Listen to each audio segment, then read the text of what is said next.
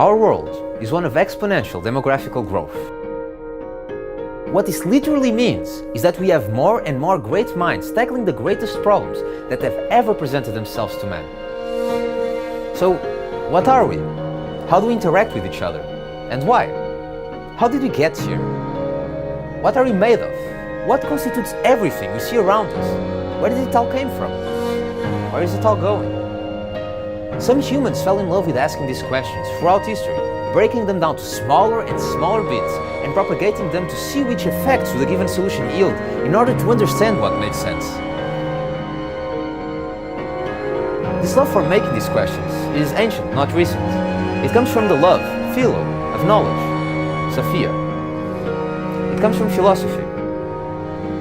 Some of the greatest minds in humanity were philosophers of nature. They asked and pondered about how nature works. It's kind of like when you get a new video. You need to go through tutorials and certain missions to understand what you can do in that world. Ours, unfortunately, has no complete tutorial yet. We're still discovering what we can actually do in here. My name is João Pedro de Arruda Gonçalves, and I'm a physics and technology engineering student at Instituto Técnico in Lisbon, Portugal. And I'm here today to tell you a little bit about my thesis in particle physics. There are many places around the world where we try to answer some of these questions. One of these places is the Centre Européen pour la Recherche Nucléaire, or CERN, where for decades they developed and built larger and larger particle accelerators meant to smash together small particles at higher and higher energies in order to probe deeper and deeper into the structure of matter itself, in order to see what they are made of, to see what everything is fundamentally made of, the elementary building blocks that make up all of reality. But a couple of decades ago, something unexpected was found in heavy ion collisions. Collisions of heavy ions like lead and gold.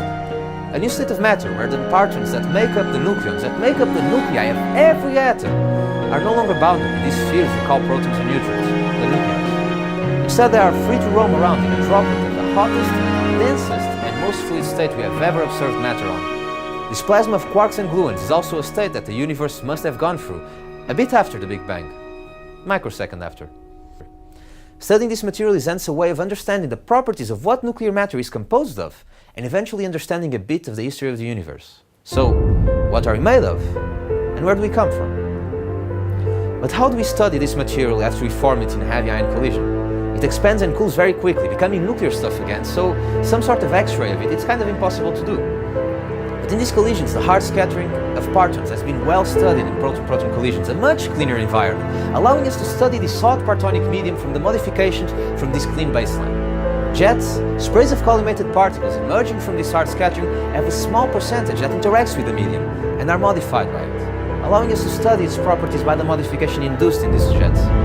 By using the same machine learning algorithms used to classify papers and documents by topic to discriminate jets that are heavily modified from those that are unmodified, I hope to make a valuable contribution to the field and perhaps pave a new pathway for the next generation to study the bits and pixels that make up our world and all others.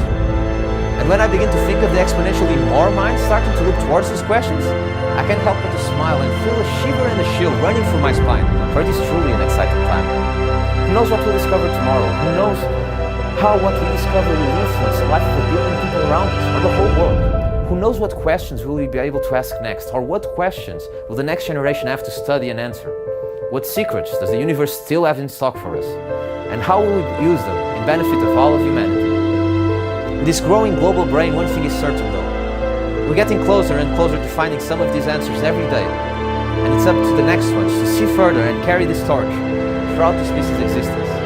And while we breathe, we have one thing to do, to carry on, to seize the chances and opportunities that present themselves every single day, and look forward, use this common goal, this common love of nature and its understanding, to throw down walls, build bridges and unite peoples, cultures throughout the world. And the chance is here. It's always been.